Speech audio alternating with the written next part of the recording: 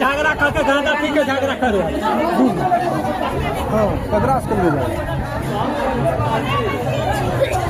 के भएको त के भएको के होइन मेरो छोरा हो तपाईँको छोरा एउटै छोरा हो ऊ त चाहिँ तपाईँले कुट्ने तपाईँको छोरा हजुर यो मेरो छोरा हो यो त मेरो भतिजा छोरीको शादी गर्ने